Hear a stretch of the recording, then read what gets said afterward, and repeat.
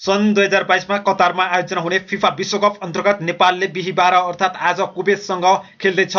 कतारमा सन् 2022 मा हुने फिफा विश्वकप र 2023 मा चीनमा हुने एसिया कपको संयुक्त छनौट खेल्न नेपाली टोली कुवेत पुगिसकेको छ।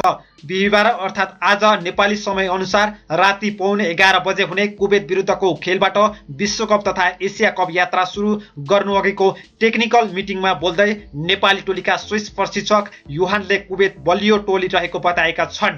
कुवेत धेरै बलियो टोली हो, तर हामी उत्कृष्ट नतिजाका लागि लड्नेछौँ, कालिनले भने। नेपालमा फुटबलका लागि भौतिक संरचनाको समस्या रहे पनि प्रतियोगिताका लागि राम्रो तयारी रहेको कालिनले बताएका छन्। नेपालमा रङ्गशालाहरू राम्रो अवस्थामा छैनन्, कालिनले भने। त्यसका बावजुद हामीले खेलका लागि राम्रो तयारी गरेका छौँ। त्यस्तै कुवेतको राष्ट्रिय टोलीका क्रोएसियन प्रशिक्षक रोमियो जोजाले नेपाली टोलीको सम्मान गर्ने बताए। करिब 5 महिनापछि त्यही कुवेतलाई पराजित गर्ने लक्ष्यको साथ नेपाली टिम मैदानमा उत्रिँदैछ।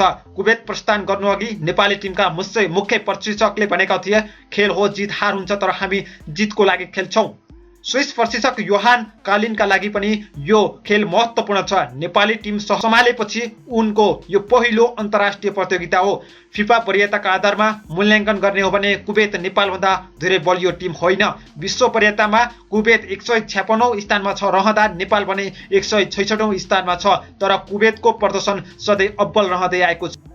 विश्वकप अन्तर्गत दोस्रो चरणको एसियाली छनौटमा नेपाल समूह बीमा परेको छ। समूहमा नेपालसँगै बलियो अस्ट्रेलिया, जोर्डन, कुवेत र चाइनिज ताइपी रहेका छन्। नेपालले कुवेतसँग बिहीबार अर्थात् आज उसैकै मैदानमा खेल्दै छनौटको सुरुवात गर्नेछ। होम एन्ड अवेका आधारमा खेलाइने छनौट खेल सन् 2019 को सेप्टेम्बर 5 देखि सन् 2020 को जुन 9 तारिकसम्म चल्नेछ। नेपालले कुवेतसँगको दोस्रो खेल नोभेम्बर 19 तारिकमा खेल्नेछ। नेपालले सेप्टेम्बर 10 मा चाइनिज ताइपे र अक्टोबर 15 मा जोर्डनसँग खेल्नेछ। नेपालले चाइनिज ताइपेसँग सन् 2020 मार्च 26 र जोर्डनसँग सन् 2020 को जुन 4 मा दोस्रो खेल खेल्नेछ। समूह चरणको अन्तिम खेल नेपालले अस्ट्रेलियासँग अक्टोबर 10 तारिकमा उसैको मैदानमा र सन् 2020 को मार्च 31 तारिकमा घरेलु मैदान Dasharath रङ्गशालामा खेल्नेछ।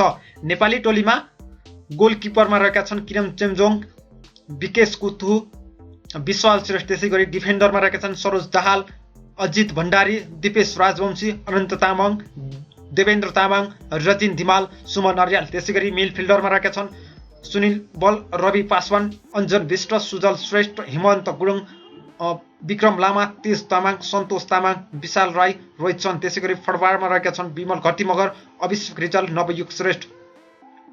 Thanks for watching. Do not forget click the subscribe button and hit the bell icon. Like, comment and share. See you next time.